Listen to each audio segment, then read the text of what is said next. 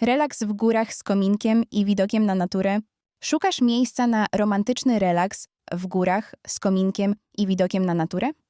Wzgórza Ciszy w Beskidzie Niskim to prawdziwa oaza spokoju dla dwojga. Czeka tu na Was klimatyczny domek z ogromnym tarasem, jacuzzi pod gwiazdami i ciepłem domowego ogniska.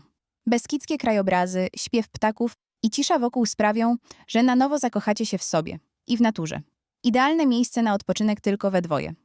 Wszystkie domki zarezerwujesz na Aloha Camp. Link dostępny w bio.